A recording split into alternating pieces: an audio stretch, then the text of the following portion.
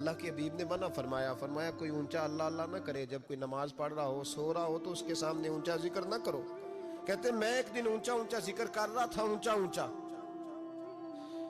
اونچا میں ذکر کر رہا تھا، کیونکہ عشق لگا سی کھیڈاں کھیڈ دی نوں تے مینوں کھیڈاں بھل گئیاں، میں کجل پایا سی یار دے ویکھنے نوں، پھر او دی یاد وچ روندے آئی ڈل گئیاں، حیدر شاہ اس گلی کدے نہ رول دی، پر ہن تے رول گئیاں۔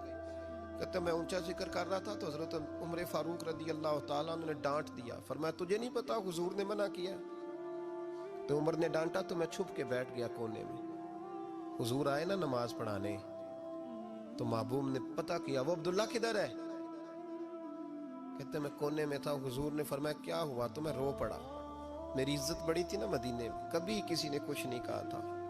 نبی کریم نے فرمایا کیا ہوا؟ عرض کی حضور کچھ نہیں۔ پھر بھی بتاؤ؟ کہتے میں رو پڑا، میں نے کہا یا رسول اللہ میری غلطی تھی تو سیدنا فاروق اعظم نے ڈانٹ دیا ہے۔ فرمایا ہوا کیا؟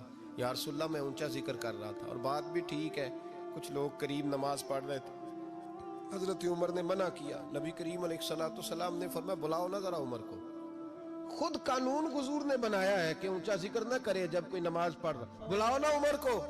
جناب عمر آئے تو حضور نے فرمایا عمر میرے عبداللہ کو کوئی نہ ڈانٹے، کسی ان پڑھ سے، کسی دیہاتی سے، کسی بھولے سے انداز دیکھے حضور کا، اسے کوئی نہ ڈانٹے۔ پھر حضور نے فرمایا تمہیں پتہ ہے یہ میرے لیے کتنی تکلیفیں برداشت کر کے آیا؟ صحابہ فرماتے ہیں یہ خوش نصیب ہے جس کی روح بھی محبوب کے ہاتھوں میں نکلی۔ اور جب جنازہ اٹھا تو حضور کی داڑھی سے ہم نے آنسوؤں کے قطرے ٹپکتے دیکھے۔ مدینے میں رواج تھا کہ قبر میں قریبی عزیز اتارا کرتے تھے، پر ان کا تو مدینے میں رشتہ دار ہی کوئی نہیں تھا۔ حضرت عمر فاروق اور جناب ابو بکر صدیق کہنے لگے ہم قبر میں اتارتے ہیں۔ جب ان دونوں نے اٹھایا قبر میں گئے تو کہتے ہیں کمال دیکھو اللہ کے رسول ہم دونوں سے پہلے قبر میں اتر گئے، اور حضور نے یہ البدایہ والنہایہ میں موجود ہے، کہا مجھے دو میں قبر میں اتارتا ہوں۔ کہتے ہیں حضور نے تنے تنہا پکڑا، تنے تنہا قبر میں اتارا، پسے مردن فرشتوں نے جو تلاشی لی تو کیا نکلا؟ فقط ایک دل کے گوشے سے خیال مصطفیٰ نکلا۔